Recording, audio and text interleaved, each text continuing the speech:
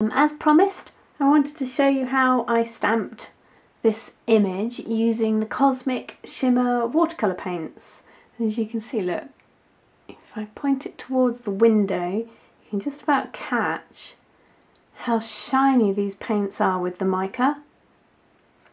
So the stamp I've used is from the Hearts Entwined plate, and it's this one just here. This is a great technique, it's great fun to do. So what I do is I add just a drop of water to my Cosmic Shimmer paints, and I'm using 3 to colour this stamp. I've got Emerald Gold, Persian Sea and the Midnight Blue. And here's my stamp here. As you see, I haven't actually cut it out of the sheet yet. I do that sometimes. I either use them still on the sheet, or I cut them out, or I mount them, depending on what I want to use them for. So I'm going to start from light to dark, and I just want to mix up the water in the paint, get some of the mica out and lots of colour.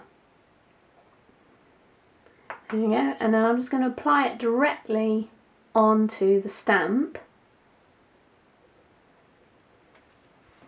And it's as you would if you were using a pen directly on your stamp, but this time I'm using a brush. So then move on to my next colour, give it a good old mix. There we go. Now the trick with this is to try not to put too much water. You don't want the paint to be too wet.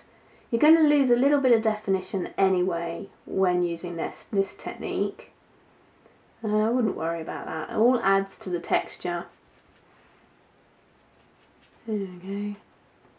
But you still want to get some of the detail. And I'm going to then use my darkest colour around the edges. Mix that up, get a nice bit of paint onto my brush. There we go. Now each time you do this, even if you're using the same colours and the same stamp, you're still going to get a different look.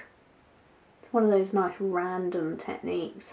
You're never quite sure what you're going to end up with until you stamp your image. And that kind of adds to the fun of it, really. Here we go. Now I just want to blend the colours a little bit so I don't have that sort of line between different colours. Add a little bit more of the lighter blue. There we go.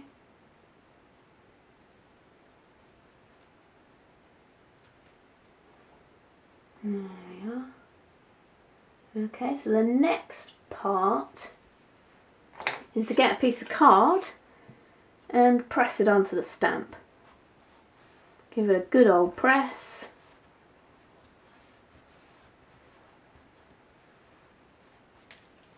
There you go, and there you have it. Now I'm going to let this dry before I move on to the next stage. So my image is now dry. So what I'm going to do next is I'm just going to put in a little bit more definition. So I'm using a pen to go round the edges. You can go around as much or a little of it as you want. Just add a little bit more of the texture.